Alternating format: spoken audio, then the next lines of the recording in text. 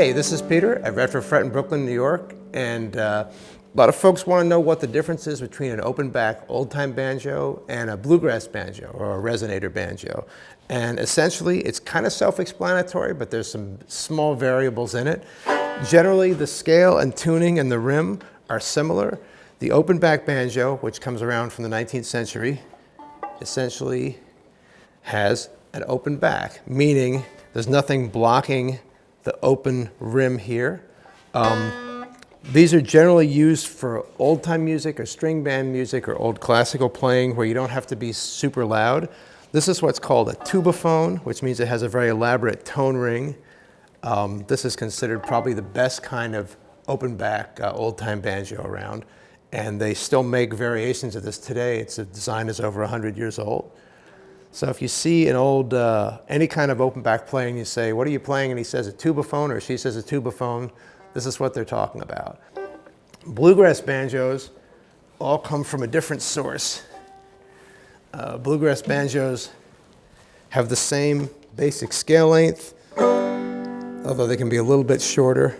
Same basic idea, it's a heavy wooden rim with a metal tone ring. The big difference is they have what's called a resonator and a flange. And what the resonator is it's a shaped wooden construction that closes the back of the banjo off. And the idea is that the sound is redirected out through these holes towards the listener. And this is called a flange. This is the piece that goes around the edge of the rim of the banjo that the resonator mounts to. And this is a Gibson-style flange. Most bluegrass players are thematically descended from Earl Scruggs. Earl Scruggs always played a Gibson banjo. So if you're a bluegrass player, almost invariably the banjo that you play is either going to be a Gibson or something that's a very close copy of a Gibson. This is an old Gibson from the 1960s. This is pretty typical. Gibsons have different types of tone rings.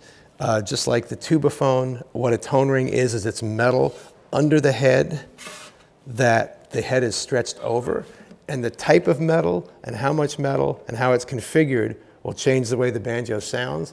And if you ever get bluegrass guys in a room, they'll start talking about the flathead tone ring, which can be obsessed about endlessly.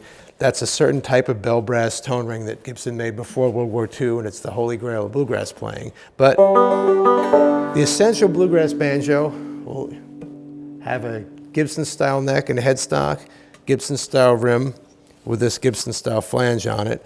This is what's called a one-piece flange, meaning it's all one piece of cast metal. There's other ways of doing it too. And generally, it's played with a 3-finger roll.